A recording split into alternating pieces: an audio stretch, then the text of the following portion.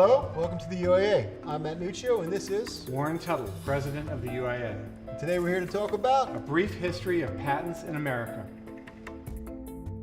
Hello, Warren. Can you give us a little bit of history on the history of the patent system and how it affects the inventor community? Sure. Patent system goes all the way back to the beginning of this country.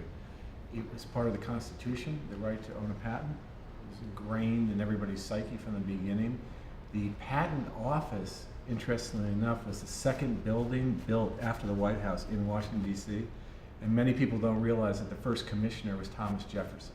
So you can see it was deeply rooted, and if you go through the history of this country, the economic development, the explosive economic development, it was largely based on patents. It was, the light bulb, it was the cotton gin, it was the steamship, it was all these folks that were innovators and that wanted protection of their property so they could develop it and start companies around. And right up to this day, even current companies such as Apple and Google and all started with individual patents. So it's deeply ingrained in our psyches. And why is it important that we protect inventors? Well, if you want to have innovation continue and you want individuals to be involved in that, and quite frankly, the most disruptive, engaging innovation in this country comes from individuals outside the system that are trying to disrupt and change the system, then you have to give them incentive. It's the same as musicians having copyrights, and then they can produce their own music and profit from it someday. It's the same as trademarks. It's the same as all intellectual property, but patents in particular help particularly inventors, engineers, product developers, designers lay claim to property that belongs to them, and once they can protect it, they can profit from it, either by bringing it to market themselves or licensing it to larger entities. We don't want to kill the golden goose by reining back on patent protection, because if it's a free-for-all, the real true innovators in this country will drop out, and if we rely on big companies to innovate, we're finished with innovation. So can you give us a little bit of insight on the history of patenting? Sure, it's actually really fascinating. And I've done some research. I'm not sure if this is the only answer out there, but what I've researched is the first patent that I'm aware of in Western civilization was in Florence, Italy in the 15th century. So the Renaissance. In the Renaissance, you're talking about the Medicis who were involved, famous, Michelangelo and Da Vinci were still alive. And there was a guy named Brunelleschi. He actually designed the dome on the Duomo in Florence, a very famous guy at the time.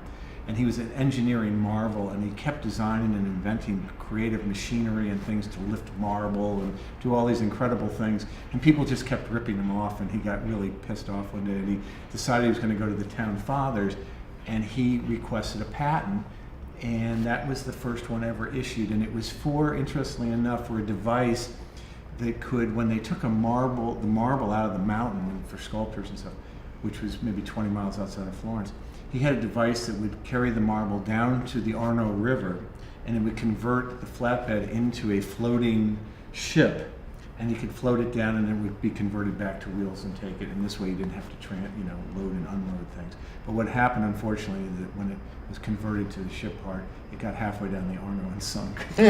But tragic ending. But that was the first known patent that I've been able to research that ever has taken place, and I know that other attempts in the idea grew, but it was really in America that changed the world in so many ways with our democratic system that ingrained it from day one. So why did our founding fathers feel it was important to bring that in to the newly developing United States? Well, our founding fathers, it can't be said enough times, were brilliant men that really changed the world.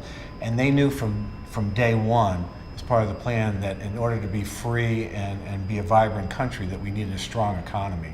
And they knew that innovation, from the very beginning was part of that, and without protecting innovation, you wouldn't have individuals participating in the system. So they made it fair. Just like you got the right to vote for the first time, you also got the right to own your own intellectual property. It was really brilliant and has fueled economic growth in this country ever since. Has the system of patenting changed much since the founding fathers? Did not change a great deal. There was some reform to the patent system in the mid-19th century, but truly industrialization. Yeah, a little bit of tweaking. It really has stood the test of time. But the most significant patent reform, really, since almost the beginning, was the America Invents Act that was passed just a couple of years ago in 2013. It was just put into effect. Wow, that recent. That recently, it's amazing, and that took about 7 or 8 years of negotiation and all parties being involved to advance it. But basically, it integrated our patent system here in the U.S., even though we were the first to start. Other countries, started their own patent systems, integrate us with the rest of the world. We were a little out of sync with them. So now we're very much in sync as part of a worldwide patent system. It sounds like it's a good thing.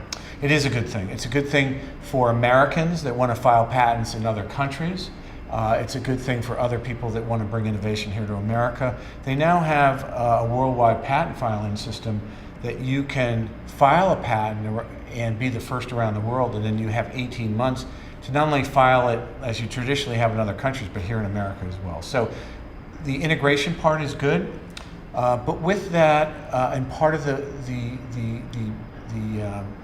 challenge on that patent reform was some of the bigger companies wanted to take some rights away from individual inventors, and so that's where we are today.